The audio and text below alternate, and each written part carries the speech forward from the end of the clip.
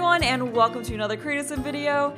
Today I'm sharing this household that I've been wanting to make since shortly after the release of StrangerVille, and this household was a bit inspired by the eclectic arts household that did come with the pack.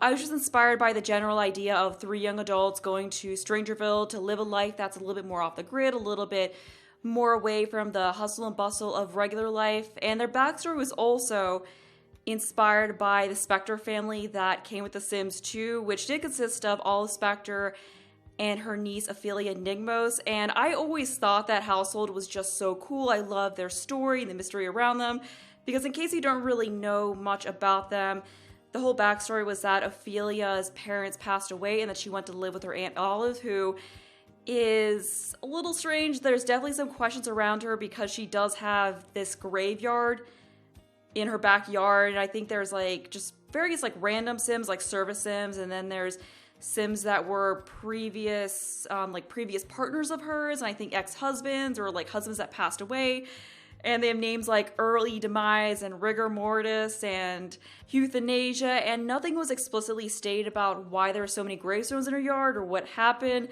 but I think it was pretty safe to assume that there was some foul play involved, because there was some description of her that said that she likes to sharpen sticks and excavate her yard, because I was refreshing my memory on the bio of this household before sitting down to do this video, and I saw some of that stuff, so there's definitely some funny business going on there.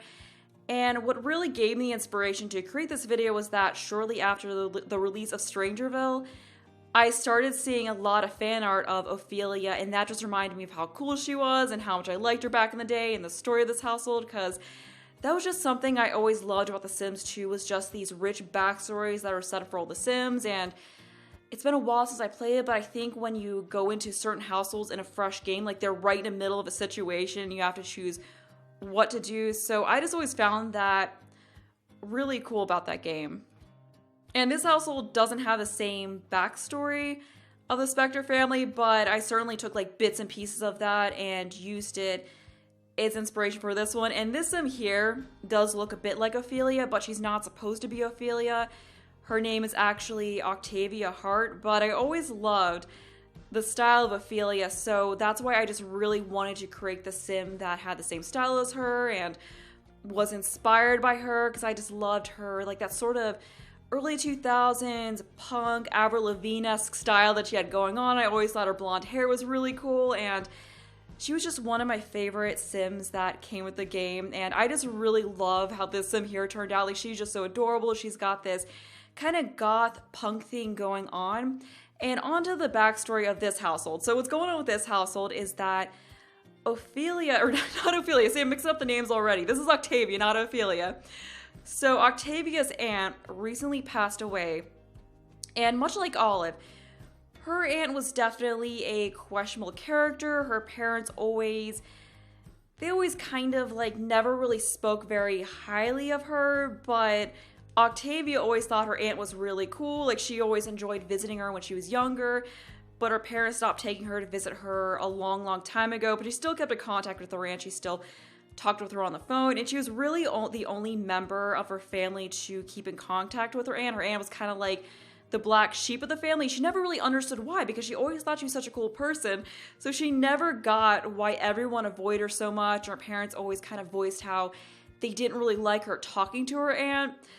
But recently, her aunt did pass away, and since Octavia was the only member of the family that really showed her love, really talked to her, she left her pretty much everything. She left her house, which is, of course, in Strangerville, and Octavia jumped at the chance to move to Strangerville to live in this house, because she's been kind of wanting to get out of her parents' house, because her parents are more traditional, they're a bit overbearing, they have this specific idea of what she should do with her life, and they've been disapproving of some of her recent choices, because one of her traits is non-committal, and she is a programmer, and she's tried having regular 9-to-5 office jobs, but she's never really liked them. Like, she's just realized that that type of job structure doesn't really work for her, so she's jumped between several jobs, has realized that none of them are doing it for her.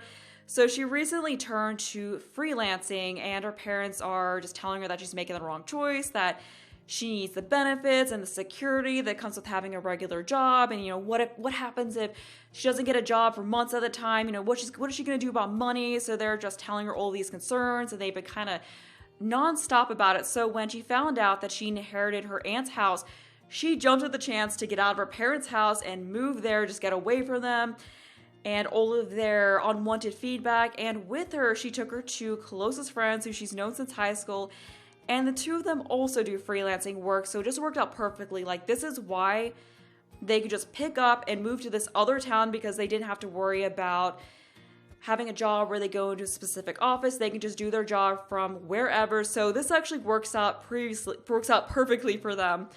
And I'm actually glad I wasn't able to make this household as soon as I was planning to, because I was going to do this household like a month ago, but then other stuff came up and I got into other builds, so I put it off a little bit. But I'm so happy I did, because the freelance careers that came with the recent patch just work out so perfectly with this household, because it just makes so much more sense that they would pick up everything and move out to StrangerVille, because I was kind of like trying to figure that out when I was originally coming to this household, because let's face it, StrangerVille probably doesn't have much in the way of job prospects, so this just works out so well. And I'm just now finishing up making Octavia, so her other traits were geek and outgoing. So she's just a very sociable sim. She loves talking to people, and I don't know, I just really like her. But now we're on to her friend Sonya, and I thought Octavia was going to be my favorite sim in this household, but Sonya is giving her a run for her money. I just really like this sim. She's kind of the opposite of Octavia in terms of style, because while Octavia's outfits are more dark and neutral colors, Sonya's outfits are just bright and cheery and just kind of in your face, and I really love it, because I don't normally make sims who wear outfits that are this bright, but I just had so much fun creating her and coming up with her outfits, because I gave her outfits that were a little bit more quirky, they're a little bit more mismatched, like they don't go perfectly together, and I just really love doing this. So she's actually the artist sim of this household, because as I said, Octavia is a programmer, because we did get a freelance programming career, and then we got freelance artist and freelance writer. So they do have another friend, Chase, who's living with them, who is the writer.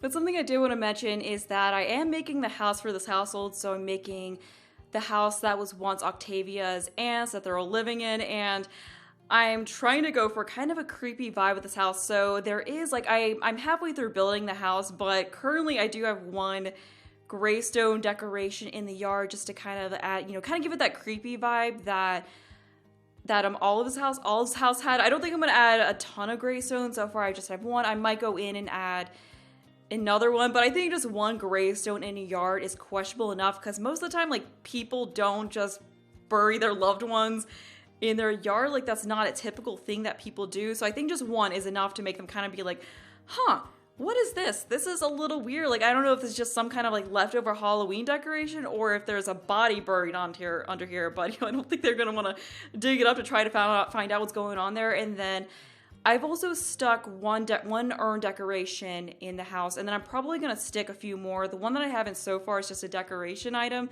but I think I'm gonna add one of the actual urns from the debug catalog, and maybe a few other ones. I just want to stick urns in like random places throughout the house, so they're just kind of looking at them and they're just like, I don't know if this is decorative or if there's an actual like ashes in here, what's going on in it. I mean, having an urn in your house isn't weird, like that's a thing a lot of people do, but I think the combination of that and the gravestone outside just makes it a little bit weirder. Like they're gonna kind of be like, huh, this is not quite what I thought this was gonna be. And then I'm just gonna add some other like weird, creepy decorations throughout it. Like, it's gonna look nice, but then there's just gonna be a few weird things thrown in here and there. So I'm really excited to finish that house, and the video for that will be up Sunday, hopefully.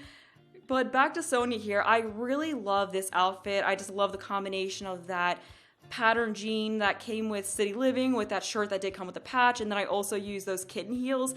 So I was a little worried that that outfit was too mismatchy, but I love it. And I think it really suits Sonya here perfectly. And yeah, I also used a bunch of the new clothing items that we did get with that patch. I didn't use any of them on Octavia because they didn't really suit her. I tried using one of them for party wear, but it just didn't really go with the rest of her outfits. It felt a little bit out of place with them, so I decided to just scrap that.